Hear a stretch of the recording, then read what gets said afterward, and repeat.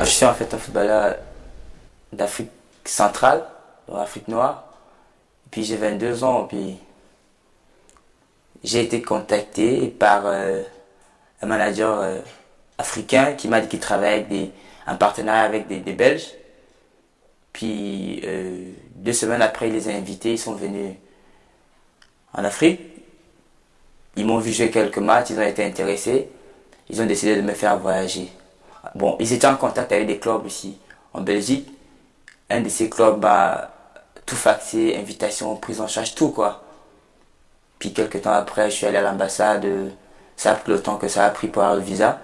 Finalement, je l'ai eu. Puis j'ai fait mon voyage, je suis arrivé. J'étais pas seul, on était en fait trois. Bon, des trois, on a pu voyager à deux, on est arrivé. On est passé par la France, on a fait 2 jours à Paris, puis on est arrivé à Bruxelles. Le manager en question, il est venu nous chercher. Directement, il est allé nous loger dans bon, des flats du club. Déjà en partant en Afrique, on nous a fait rêver, on nous a fait croire qu'on s'est arrivé depuis le premier jour, des grands appartements, luxueux et tout. Bon, ça n'avait rien à voir avec la réalité. On m'appelle le club, le manager général. Il m'annonce comme ça que voilà, l'entraîneur trouve en toi des qualités extraordinaires, mais il ne sait pas t'utiliser parce que tu remplis les mêmes conditions que certains joueurs qu'il a depuis et tout et tout. Donc on va te trouver un autre club, on va te faire un transfert pour la Grèce. Pour moi je dis comme ça et mon agent dit que non, c'est le club grec qui va te donner ton argent. Il n'y a pas de problème. Ils m'ont mis en contact avec un manager grec qui avait déjà un club qui m'attendait. En fait, ils ont tout fait. Le président du club grec est même venu ici. Ils m'ont fait signer un autre contrat et un transfert pour ce club avec les Grecs. J'ai signé, bon, on est allé à l'ambassade de Grèce pour obtenir un visa. On n'a pas su l'obtenir parce que j'avais pas de carte de séjour. Et puis le club grec, ils avaient besoin d'un milieu de terrain offensif très rapidement. Bon, je savais pas aller.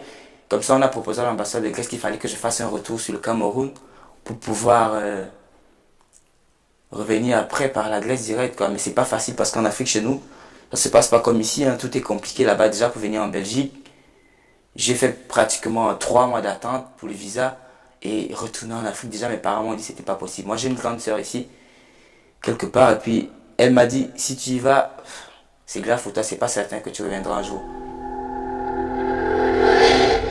Mais il ne saurait pas rentrer en Afrique parce que quand tu pars déjà de l'Afrique, toute ta famille compte sur toi.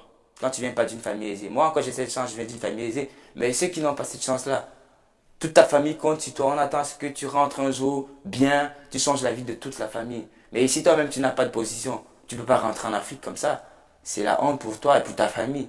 Bon, tu dis, bon, tu vas rester, tu restes. Sur quelle base? Tu n'as pas de papier, tu sais rien faire. À la limite, tu vois un Africain ici. À l'époque, il était footballeur international chez lui. Mais aujourd'hui, il est là, il a rien. Il a fait 10 ans en Belgique.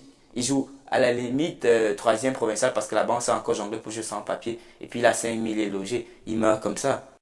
Il n'aura rien, rien toute sa vie. Juste parce qu'on se fait exploiter déjà par nos frères africains qui essaient de s'arranger parce que, et ils voyaient que ce qui rentre dans leur poche, frais de commission, tout ce qu'ils auront comme matériel sportif pour aller revendre en Afrique. C'est un peu ce genre de situation qu'on vit. Puis tu rêves, tu pars de l'Afrique que tu rêvais être bien, tu te retrouves à zéro, moins qu'en Afrique même. Mais c'est grave ça. C'est grave. Bon, aujourd'hui, j'espère que Souria, ils m'ont déjà aidé à avoir mes papiers parce que maintenant, j'essaie d'avoir un papier. J'ai des séjours de 3 mois et puis bientôt, je passerai à 6 mois. Puis là, j'espère que au tribunal, les choses vont bien se passer et puis que je serai dédommagé parce que si on veut résilier un contrat, je signe un contrat de 2 ans, on veut le résilier 1 an après. Au moins que je sois dédommagé, ça, ils se sont pas gênés pour ça. Les 3 millions qu'on aurait dû me donner pour mon contrat, je les ai pas reçus. J'ai plus d'appartement, j'ai pas de salaire, mon contrat, je l'ai pas eu. Rien, la carte de séjour, je l'ai pas eu. J'ai rien eu en fait. Rien eu. J'ai joué dans le noir comme ça sur une année. Donc mon souhait, mon rêve, c'est vrai que à ce propos, moi, je sois dédommagé.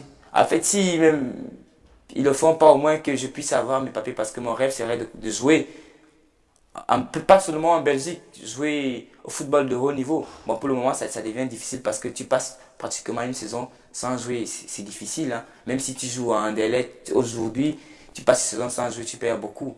Donc il faudrait que je puisse rejouer. Et pour pouvoir rejouer, il faudrait que je sois en règle. Donc j'espère que à ce niveau, j'aurai mes papiers pour pouvoir exercer le sport que j'ai toujours aimé. Voilà.